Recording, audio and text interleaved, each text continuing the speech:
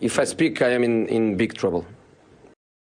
Bonjour à tous, bonjour à toutes, j'espère que vous allez bien, moi ça va super, on se retrouve aujourd'hui pour une nouvelle vidéo. Aujourd'hui je suis pas tout seul, invité de marque, Lucas, comment ça va? Écoute, ça va très bien, je suis très heureux d'être sur cette chaîne que je suis avec assiduité. Premier invité, quel honneur. Depuis ses lancements. J'espère revenir plusieurs fois, mais très content d'être là, je te salue. Ça dépendra de l'invitation. Aujourd'hui, comme je l'ai dit, nouvelle vidéo, on est un petit peu en retard, on est des Pères Noël un petit peu retardataires, un peu fatigués, mais on voulait quand même distribuer nos petits cadeaux de Noël pour nos équipes de Ligue 1, nos très chers joueurs, nos très chers entraîneurs, tout l'écosystème de Ligue 1 qui a besoin parfois de petits cadeaux. Et ça, vous allez voir, je te le fais pas dire, Laurie, qu'il y en a qui ont bien besoin de cadeaux. Ouais, il y en a qui sont en difficulté. Et aussi peut-être de bonnes résolutions en 2026. Il y aura aussi cette vidéo qu'il faudra faire pour certains qui doivent un petit peu se remettre dans le droit chemin. Ouais.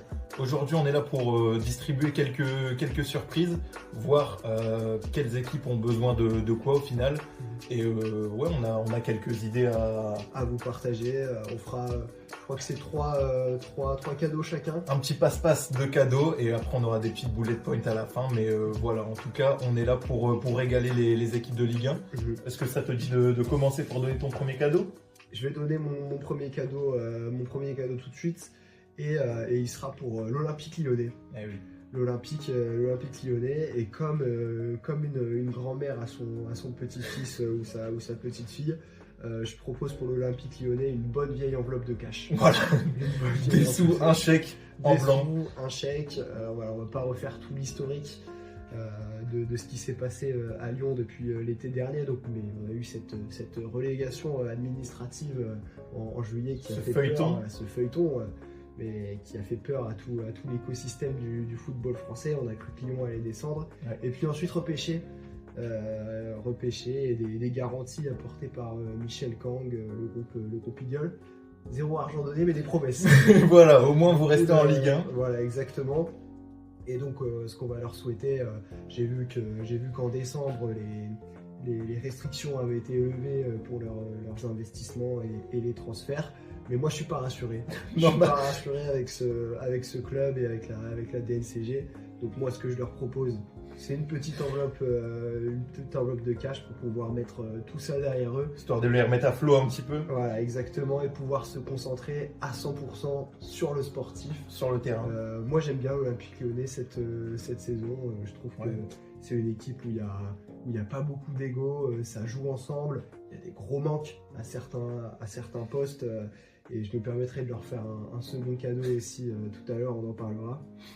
Mais oui, équipe très attachante, je sais pas ce que tu en penses. Toi. Ouais, bah moi ce que j'avais bien aimé, c'est que j'ai l'impression que le problème qui s'était déroulé cet été avec toute l'histoire de la DNCG, des sanctions financières, j'ai l'impression que ça avait un peu solidifié le groupe autour de ses leaders comme Corentin Tolisso, qui a vraiment, depuis la saison dernière, pris un nouveau rôle. Il commençait déjà en fin de saison dernière à reprendre du poil de la bête. Il y a 2 ans, c'était très compliqué. On se demandait si c'était un joueur de football de Ligue 1. Oui. La saison dernière, on était déjà assez gênés. Il y a 2 ans, on était gênés. Clairement, moi, je voulais plus le voir sur un terrain. Je le dis face caméra. L'année dernière, ça allait beaucoup mieux. Et là, j'ai l'impression que le fait qu'ils se soient tous, je pense qu'ils ont tous eu peur cet été en voyant la potentielle relégation administrative. Ça les a soudés tous ensemble. Et je pense que tout simplement le départ de John Textor a fait du bien. Je pense aussi, ouais. Ce fantôme qui planait au-dessus. Il y avait clairement une ambiance toxique, je pense, en interne. Voilà, qui planait au-dessus du club, pas forcément physiquement, parce que John Textor n'était pas toujours il était surtout au Brésil, donc ça allait. Il y avait bien le soleil du Brésil, mais voilà, son départ définitif acté et l'arrivée de Michel Kang qui quand même, on peut le dire, prend beaucoup moins la lumière. Qui apporte de la stabilité, du calme. J'ai l'impression que ça convient beaucoup mieux à l'environnement lyonnais. Exactement, et on est moins. Et les joueurs, il faut le dire, sont un peu moins connus, font un peu moins de vagues, donc c'est un moins de stars qui s'est recentré sur le plus important, c'est-à-dire le sportif.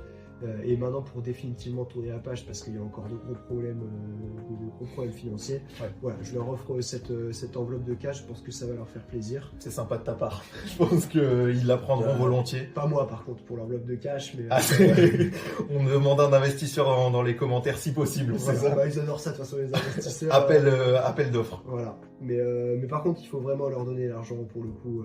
Pas que des promesses. Ils y croient plus maintenant. Mais déjà, j'ai trouvé ça bien. Moi, j'avais, en préparant cette vidéo, déjà pensé à leur offrir un attaquant, parce que tu en as parlé, c'était ça le problème majeur de cet effectif lyonnais. Avec les restrictions, ils avaient laissé partir Miko Tadze en tout début de saison. Alexandre Lacazette aussi vers l'Arabie Saoudite. Ils avaient besoin de liquidité, tout simplement. Et donc, ils s'étaient retrouvés un petit peu sans attaquant. Sans manquer de respect à Martin Satriano, évidemment. On apprécie le personnage. Un peu de respect à Martin Satriano. C'est vrai que les 17 matchs sans marquer, peut-être que c'est pas le... il n'a pas marqué un seul but. Si, du coup, il avait mis un doublé contre Nantes il y a de ça 2-3 matchs. Mais sinon, avant ça, il était sur une série un petit peu noire, Martin Satriano. Bon attaquant, voilà, sur le banc, on l'aime bien, il apporte de l'énergie. Oui, voilà, pourquoi pas en backup. On l'avait vu à Brest, c'était quand même un attaquant avec des qualités, mais c'est vrai que le mettre titulaire, on avait vu le coach lyonnais Paulo Fonseca essayer plusieurs solutions pour se passer de lui en attaque, chercher des autres joueurs, des autres profils. Ils n'avaient pas forcément trouvé ils n'avaient aucun neuf, vraiment. Et ils ont réussi à trouver une formule en début de saison. Il y avait du Pavelchuk, il y avait du Tolisso qui se projette, avec des milieux aussi capables de se porter vers l'avant. Tyler Morton. Qui s'est beaucoup projeté vers l'avant. Exact. Et Lyon basait beaucoup son jeu sur le collectif, les enchaînements de passes, et arrivait à s'en sortir. Ils étaient même à un moment donné premier de Ligue 1. Ils ont fait un super début de saison, c'est ça aussi qui les a bien lancés. Et oui. Mais sauf que sur la durée, ça peut pas fonctionner non plus. Et c'est pour ça que l'arrivée d'Hendrick, qui était quand même... c'est pour ça, plus besoin de leur offrir... Plus besoin, ils se l'ont offert l'attaquant, j'espère que ça fonctionnera pour eux, parce que comme tu as dit, avec tous les déboires de cet été, il y a eu quelques galères et on leur souhaite que ça se remette... c'est pour ça que je leur propose, si tu me permets, peut-être des cours de brésilien.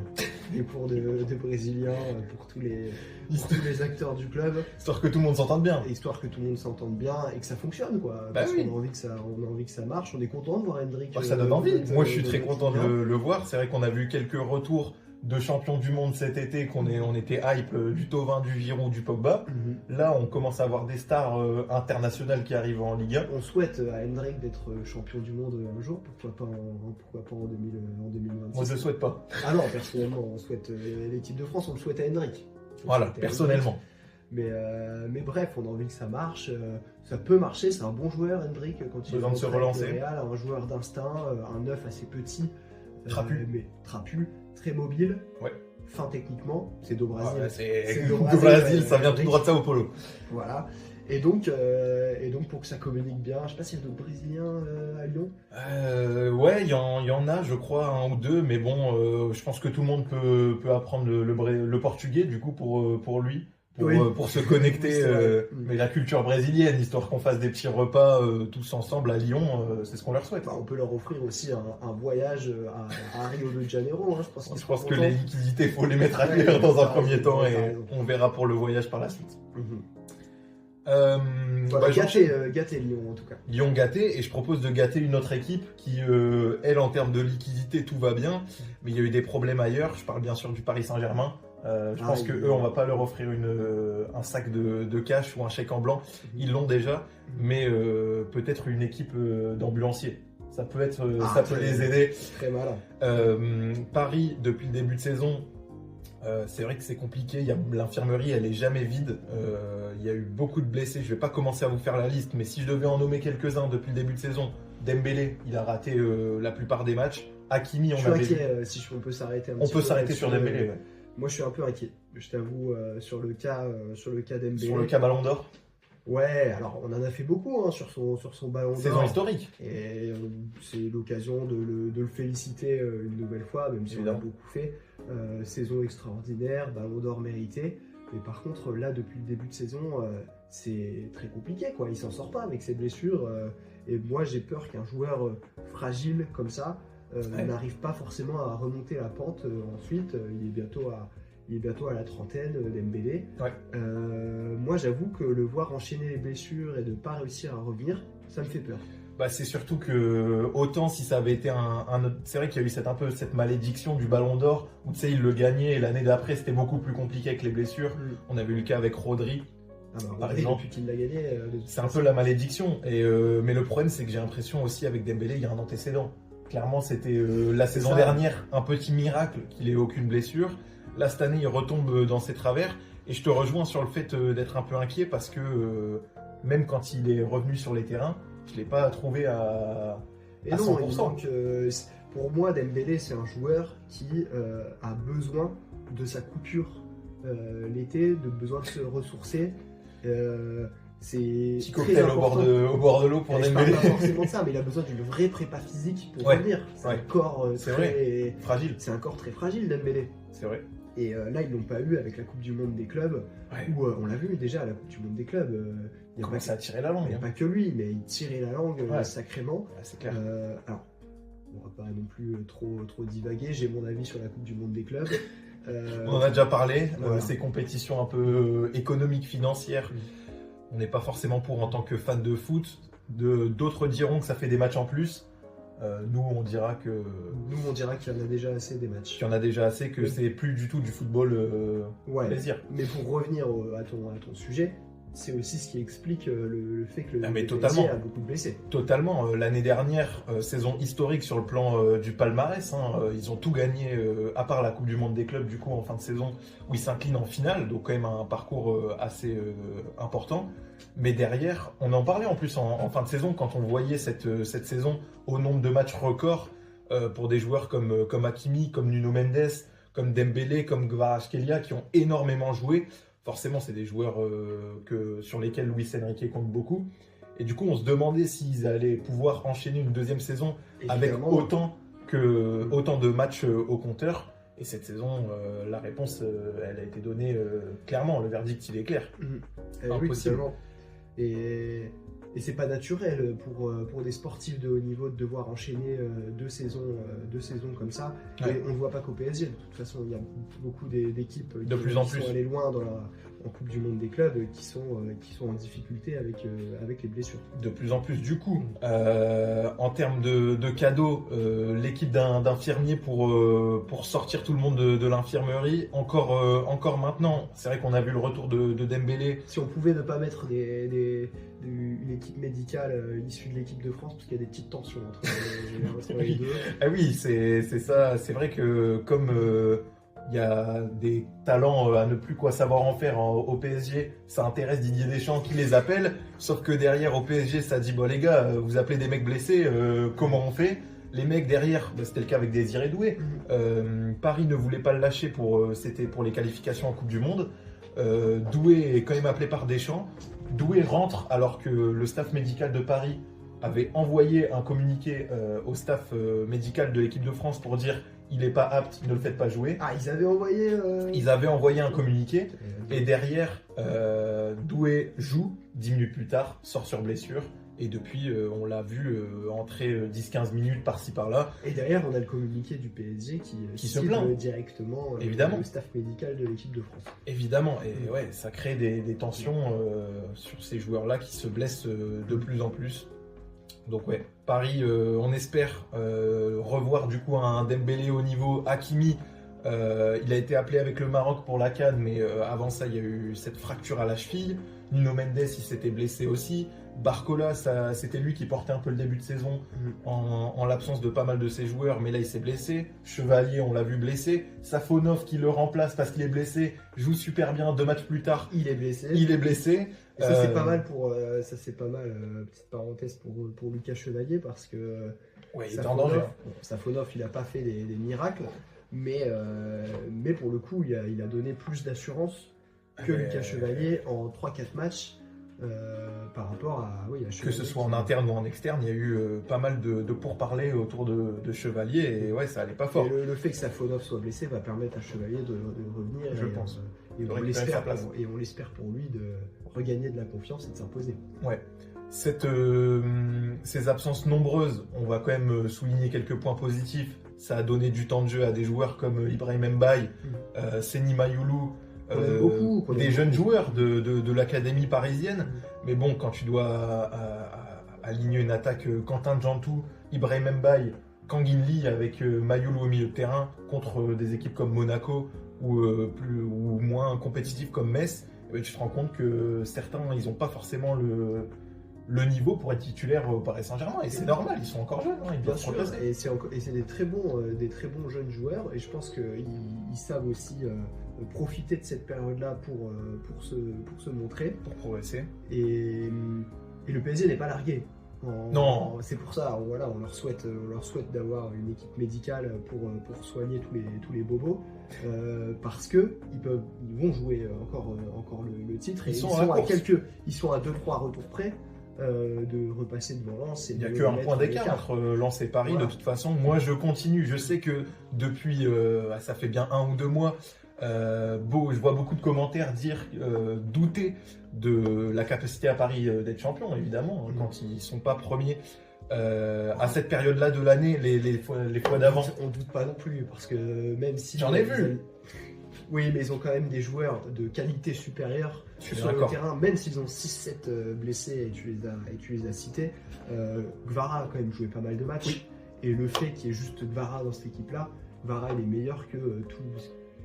Ouais, peut-être Mason Greenwood, on valide pas. Mason Greenwood exclu. Voilà, Mason Greenwood exclu. Je pense que Gvissha Kvaratskhelia, quand il pose un pied sur la pelouse, c'est le meilleur joueur de Ligue 1. C'est déjà... attaquant, du moins. Ça se défend. Tu dis, tu généralises, tu peux généraliser. C'est mon avis. Voilà. Je trouve que c'est un formidable joueur. Et je te suis bien volontiers, mais du coup, je pense quand même que si Paris récupère ne serait-ce que la moitié des joueurs que j'ai cités, ils seront clairement en position d'aller jouer le titre. Et je pense que s'ils récupèrent l'entièreté de leur effectif, Lens va pas tenir bien longtemps la cadence. Non, il faudrait que les mecs du milieu là, reviennent. Eh ben, ils ont joué quelques matchs ensemble, Neves, Vitinha et Ruiz. Ils ont été aussi blessés, notamment pour Neves et Ruiz.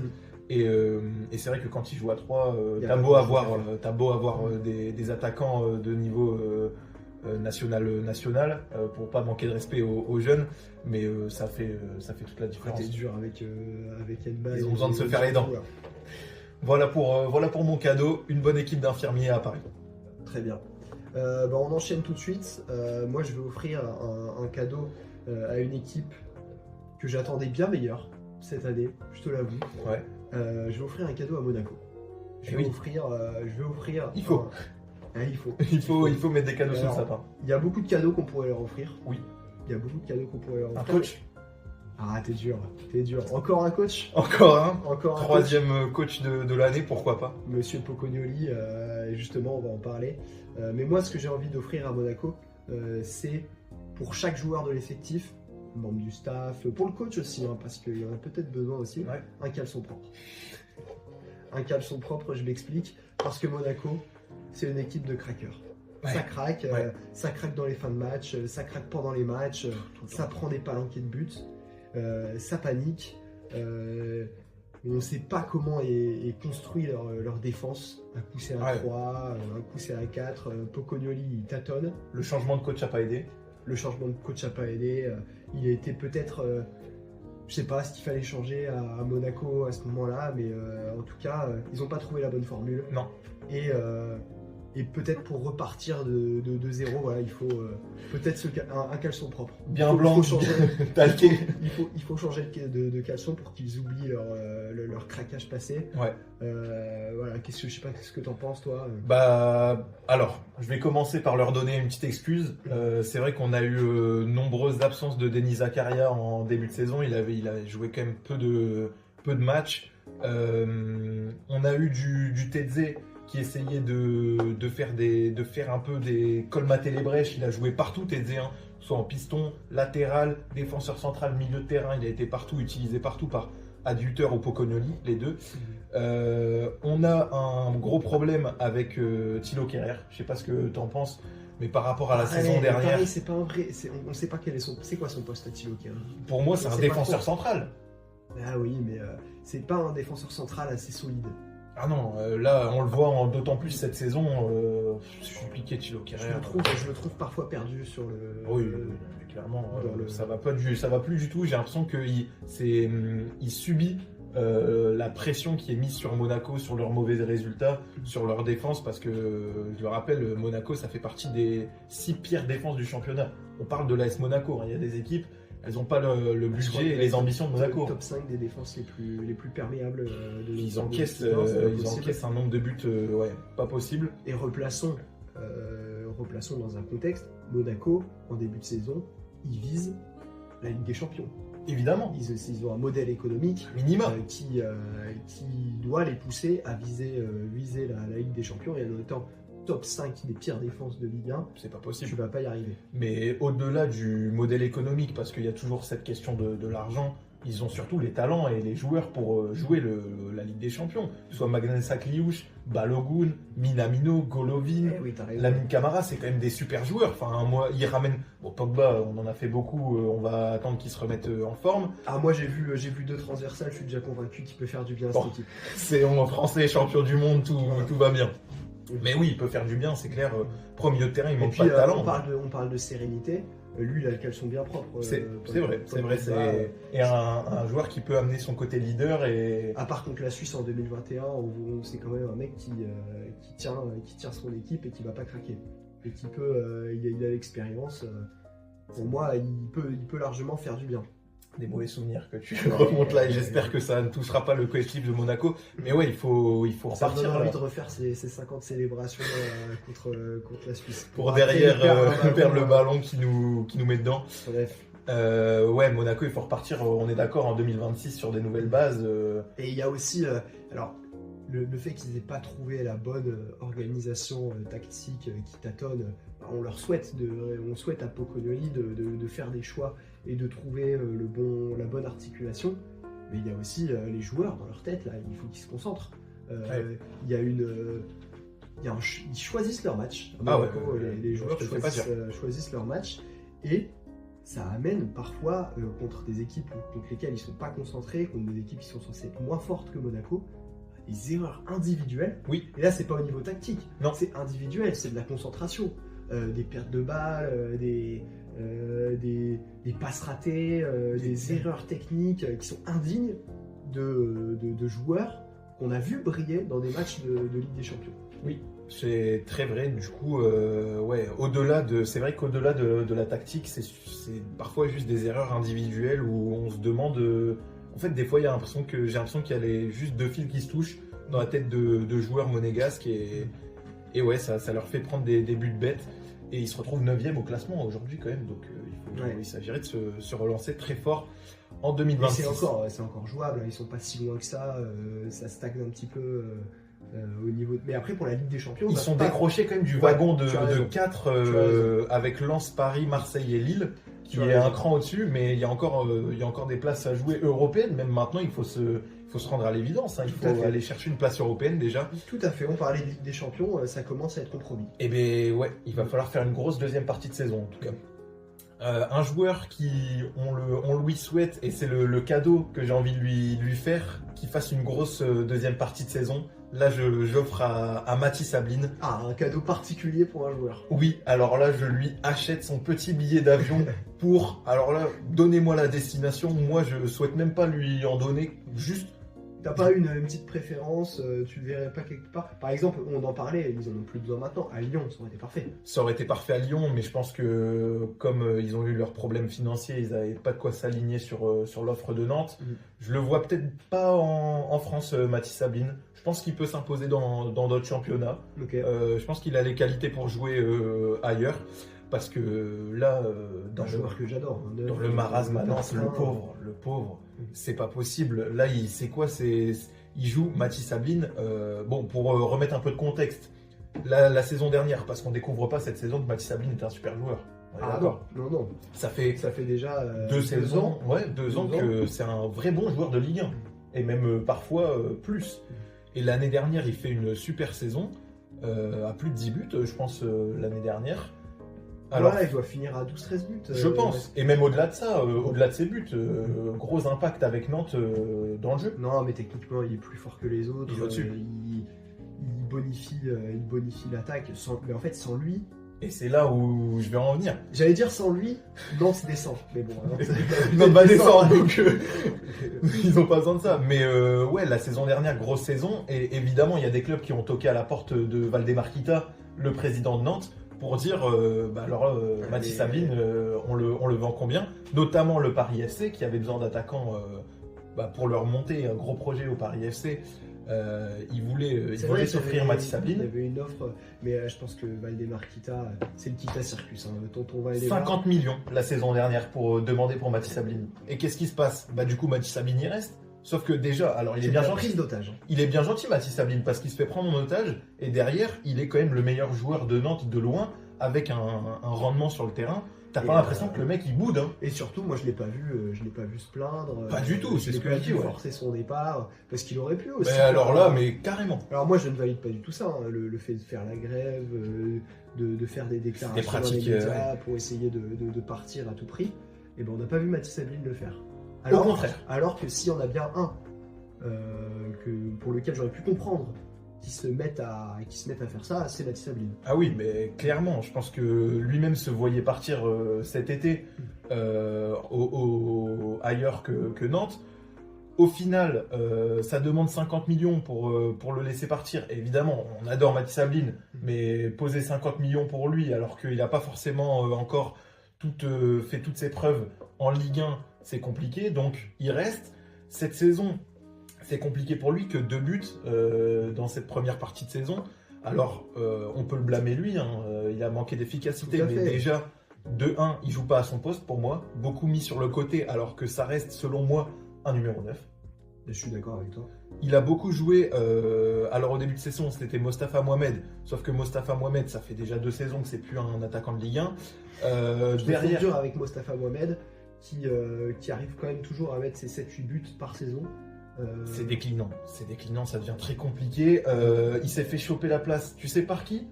El Arabi. Alors là, on est plus sur 34 ans. El Arabi, Mathis Sabine, il est obligé de jouer avec El Arabi, Mostafa Mohamed, Herba Guirassy. J'adore Herba Guirassy, super. Benatab, il jouait où Benatab la saison dernière? Devine, en national. Ah ouais, c'est dur. Oh, on est où donnez-lui au milieu de terrain, c'est Le Penant, c'est Kwon, c'est Coquelin à Nantes, mais c'est pas possible. Combien d'années lui reste de contrat à Mathis Sabine? Ça se regarde, mais j'espère pour lui qu'il est en fin de contrat. Quand est-ce qu'il a signé son contrat? Ça doit être... Tac, je suis en train de regarder, il a l'air... Il avait signé 5 ans, hein, il me semble. Bah oui, ça m'étonnerait pas, il avait signé 5 ans il y a 3 ans. Ça doit être quelque chose comme ça, donc il doit lui rester encore... en tout cas, il partira pas libre de Nantes cet été, c'est clair. Donc, on va souhaiter qu'une grosse offre tombe. J'y crois pas trop, moi, mais... alors, Kita, super le plan de garder Mathis Sabine, la valeur, elle a chuté. Il vaut plus 50, il valait pas 50 millions, il vaut pas 50 millions. Il vaut pour moi, sa valeur n'a pas chuté. Mais Nantes n'est pas, enfin tous les clubs de Ligue 1 sont en manque de liquidité à cause de la chute des droits TV, mais pas Nantes particulièrement. C'est pas ouais. C'est-à-dire là leur priorité c'est de réussir à se maintenir. Ils vont essayer. Ouais, c'est clair, c'est le. Moi, à mon avis, c'est qu'ils vont pas réussir. Je sais pas c'est quoi le tien. Mais Ami Nantais, un bon entendeur. Moi, je pense qu'ils vont pas se maintenir, mais ils vont essayer. Ils vont essayer. Et si tu veux essayer de te maintenir, tu dois garder. Il n'y a pas le choix. Tu enlèves Mathis Sabine de cette équipe. Si tu enlèves Mathis Sabine, tu vas essayer de recruter quelqu'un, un mec pour faire pour le remplacer. Mais il y a quand même très peu de chances qu'à moins cher, tu réussisses à avoir un attaquant qui te mette autant de buts, qui soit aussi impliqué et aussi fort que Mathis Sabine. Ouais, c'est clair. Je suis très d'accord avec ça. Et moi, alors. C'est pour ça que je pense qu'ils vont pas le vendre. Pas tant une question d'argent. D'accord, mais à titre personnel, adorant le joueur. Je lui souhaite de partir. Et Nantes, désolé Ami Nantais, mais je sais que c'est la dernière lueur d'espoir, Mathis Sabine, cette saison. Mais là, je privilégie le joueur qui a fait beaucoup d'efforts pour le club. Et je lui souhaite de partir. Voilà, je lui offre son billet d'avion, je l'emmène à l'aéroport. On est ensemble, mon gars Mathis, c'est pour toi. Très bien. Et Voilà. bah, écoute, on va partir sur une note un peu moins positive. Est-ce que tu as un petit dernier déjà. cadeau de Noël à distribuer? J'ai un cadeau de Noël. Bon, c'est pas vraiment un cadeau de Noël, mais ça va leur faire du bien. Ah. Je souhaite Ouais. à l'OGC Nice une résiliation de leur abonnement Canal+. Pourquoi? Je m'explique. Pourquoi? Nice ne doit plus voir la Coupe d'Europe. Pour aller mieux, ce club ne doit plus voir un seul match qui doit sûrement rappeler des traumatismes. Rester à la maison en semaine. À tous les joueurs. Si Nice a envie de remonter la pente, il faut qu'ils résilient leur abonnement Canal+, qu'ils ne voient plus les équipes jouer, que ce soit en Conference League, en Europa League ou en Ligue des Champions, Peu importe. qu'ils n'entendent plus la musique, rien du tout. Plus de musique. Voilà. Ils peuvent avoir tous les abonnements qu'ils veulent et qu'ils prennent un abonnement Beansport et qu'ils regardent la NBA. Qui Tu vois, prennent par un exemple. abonnement Basic Fit pour un peu plus aller à la salle, un peu plus s'entraîner peut-être aussi. Voilà, c'est ça. Bon, on peut leur offrir ça à la place. Hein. On résilie Canal+, et on leur offre autre chose à la place. Mais là, c'est pas possible. Ce qui se passe à Nice en Coupe d'Europe, moi, de mémoire de spectateurs de football et d'aficionados de football, je n'ai jamais vu ça. Et d'ailleurs, c'est Une telle catastrophe en compétition européenne. en compétition européenne, c'est dingue. Parce que c'est pas les derniers matchs qui sont les plus. Je crois qu'ils perdent Porto, Fribourg. C'est des équipes qui sont solides. Ouais, ils ont joué la Roma aussi. Ouais. C'était pas mal. Mais non, pas la Roma. C'était pas la Roma en début de saison où ils font un bon match et ils finissent par perdre Mais- 2-1. Peut-être, je m'en souviens plus de celui-là. Mais je sais que Lille a joué. Si, la ouais, Roma. ils ont Ils ont perdu la Roma aussi. Ils mettent le premier but et derrière une niçoise en compétition Ouais. européenne, ils en prennent deux. Donc non, en Europa League, c'est une catastrophe qui se passe.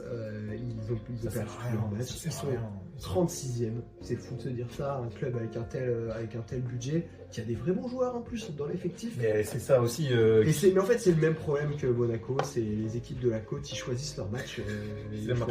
Est-ce qu'on peut se demander que si les joueurs ont choisi Nice pour le soleil ou le projet sportif, Bah, on a peut-être le même souci à Monaco. On a beaucoup de. l'envie? Pour ceux qui suivent, excellent journaliste Romain Molina, il l'explique, hein, les joueurs de Nice et de Monaco, cette saison, il y en a beaucoup, par exemple, Terem Moffi, apparemment très connu des discothèques, clubs des niçois. clubs niçois et monégasques. Oui, Voilà. il s'exporte un petit peu.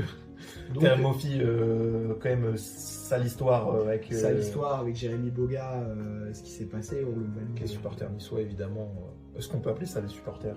Non, du tout. C'est une histoire de dingue quand même. Comment les mecs ont pu être exposés à ce niveau de violence, De la à bêtise sortie- pure.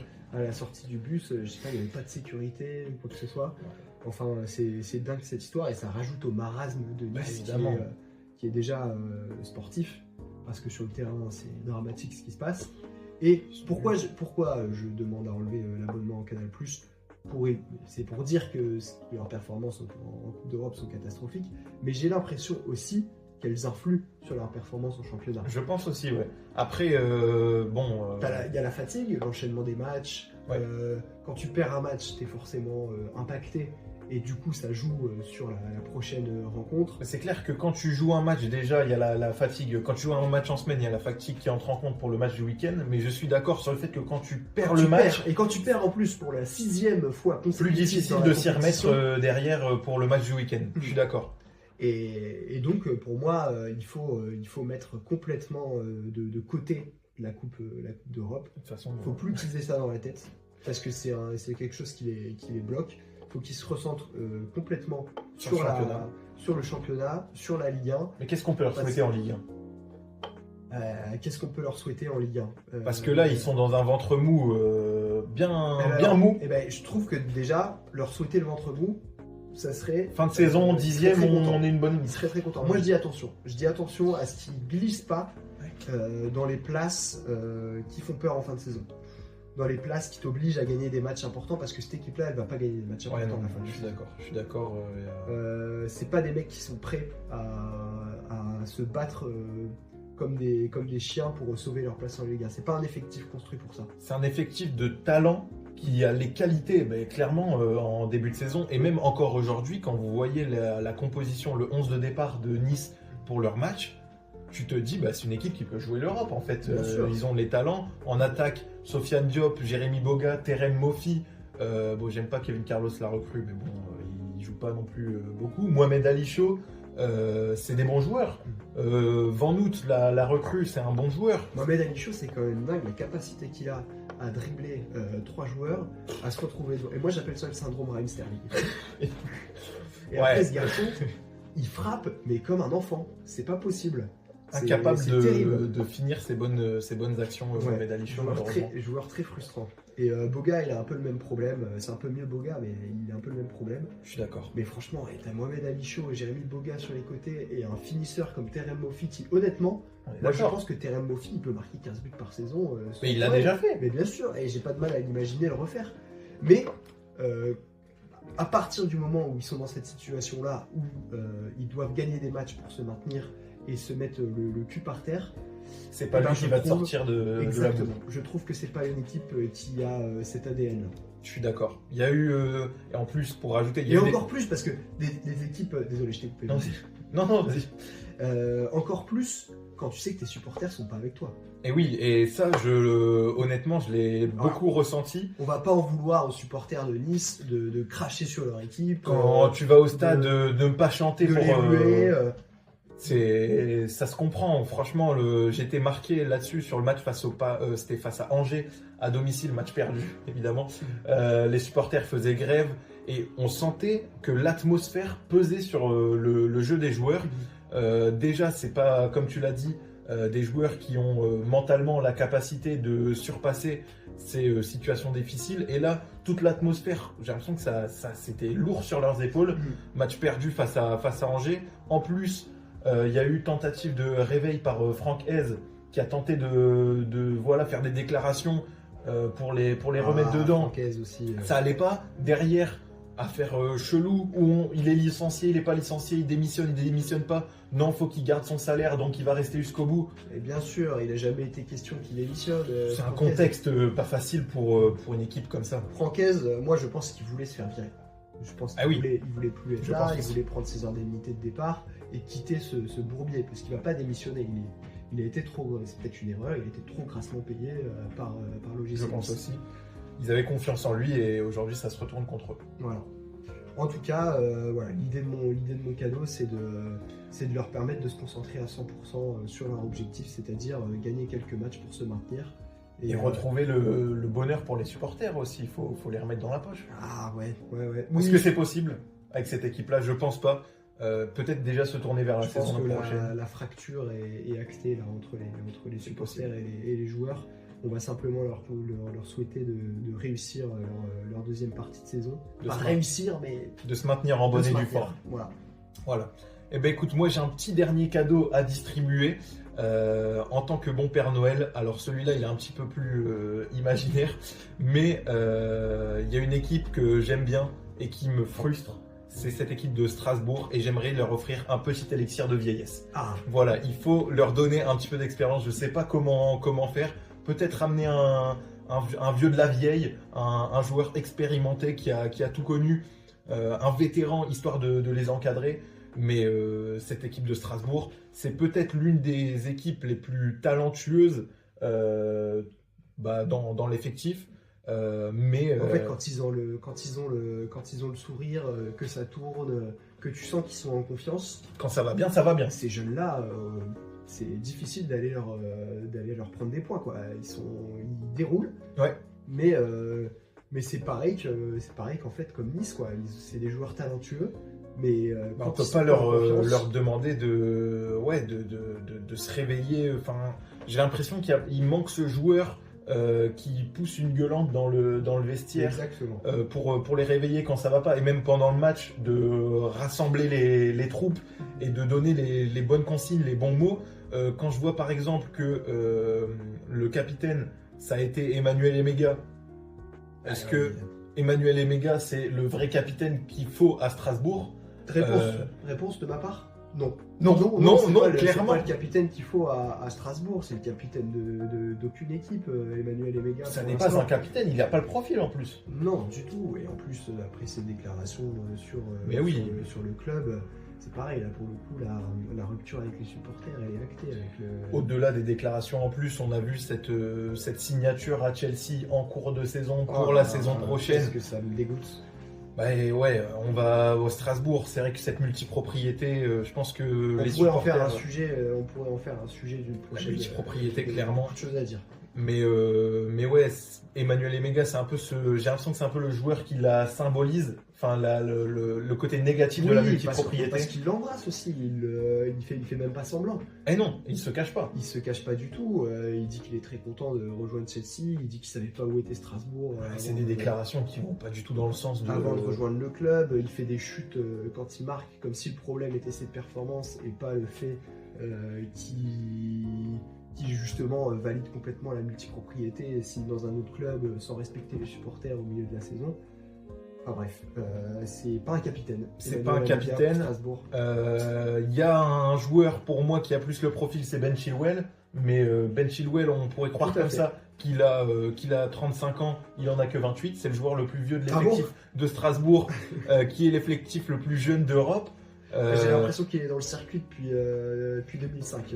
Ben Chilwell, oui, mais c'est pas non plus un tonton. Même pas 30 ans pour Ben Chilwell. Donc il manque vraiment. Je sais que c'est pas du tout le projet et que Chelsea fait que refourguer ces jeunes pépites à Strasbourg pour que eux ils les développent et ensuite ils les récupèrent à Chelsea formés. Mais si ça continue comme ça, Strasbourg, ils vont pas réussir leur objectif sportif.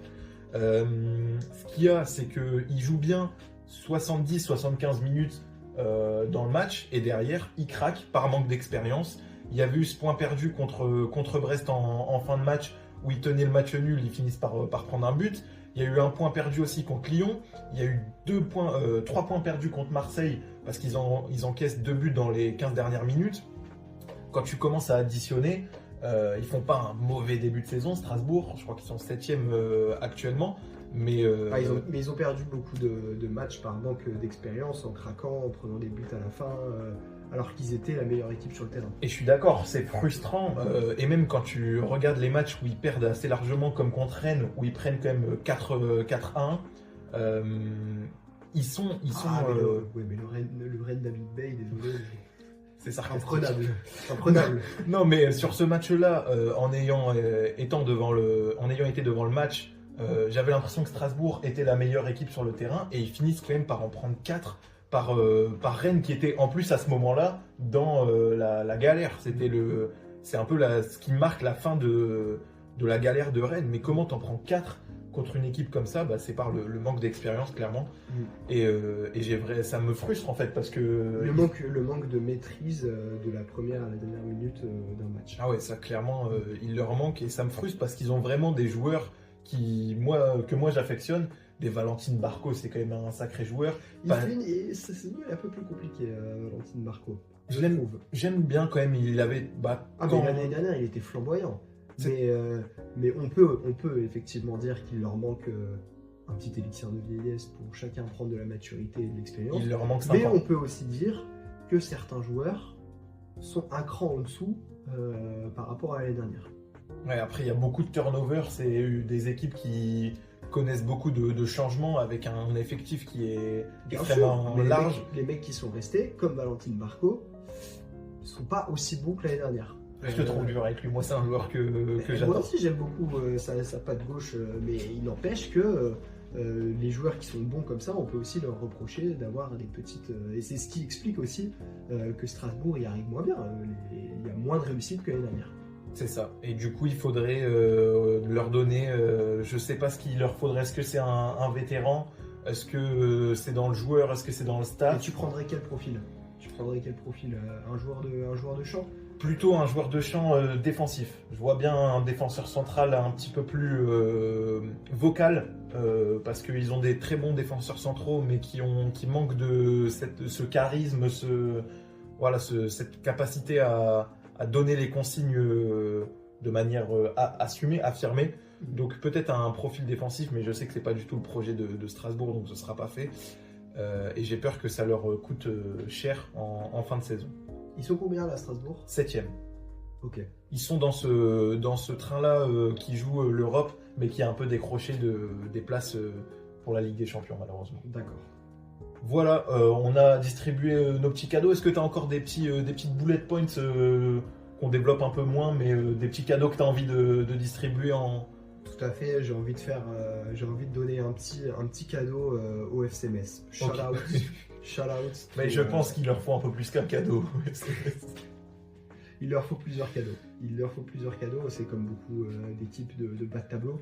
Ouais.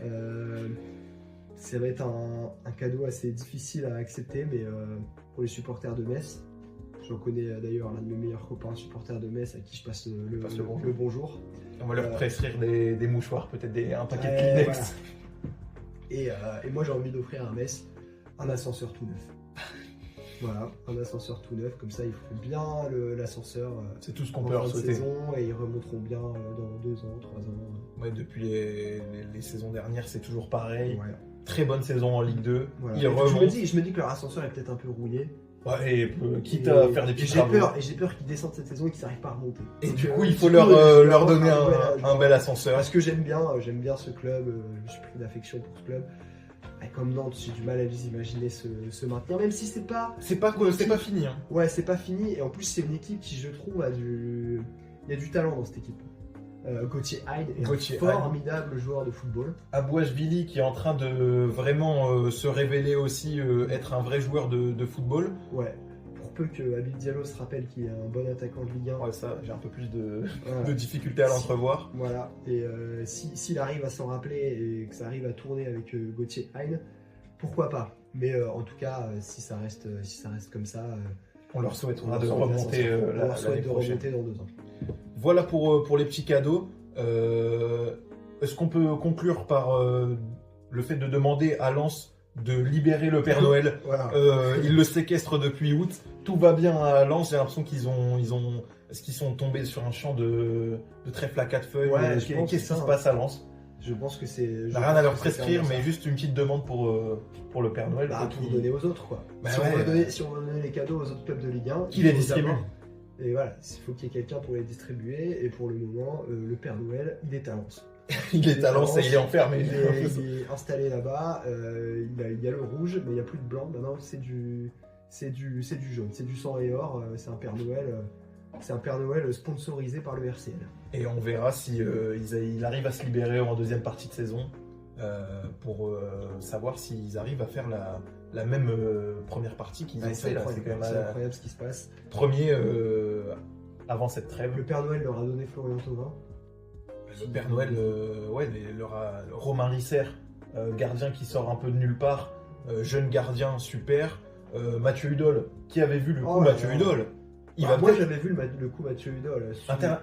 dans la discussion équipe de France, Mathieu Hudol, tu l'as vu venir celle-là. Donc, ouais, ça, Fallait la voir. Hein. Mais ça a toujours été un super joueur. Moi, à Metz, je l'aimais déjà beaucoup, Mathieu Hudol. On est d'accord, mais est-ce que à ce niveau-là, on s'est passé la magie de Noël? Ah voilà. Et oui, un garçon là, en attaque comme. Qui c'est qui leur a marqué beaucoup de buts Hudson là Edouard? Comme Hudson Edouard. Hudson Edouard, il l'achète moins de 10 millions Peanuts. d'euros. Personne n'avait cru en ce mec. Et c'est incroyable le retour qu'il arrive à faire. Franchement, tout- Hudson Edouard, Wesley tout- Saïd, il y a tout qui tout tourne. clique, Il y a tout va bien. Mm. Donc on leur demande d'en laisser un peu pour les autres. Voilà. Voilà pour cette petite vidéo de Noël. On a distribué nos cadeaux. Maintenant, on va pouvoir se pencher sur l'année prochaine et un petit peu les résolutions à prendre pour l'année 2026.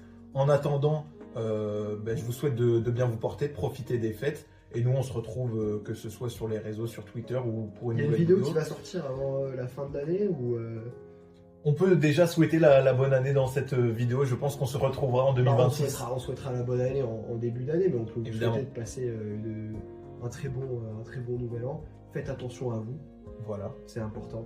Et la bonne année, tout simplement. Voilà. Et on se retrouve rapidement. En tout cas, on a eu une très belle première partie de saison de Ligue 1. La QV 2025 de la Ligue 1 était très bonne, on s'est régalé. Et on n'en attend pas moins pour 2026. Exactement. Allez, salut!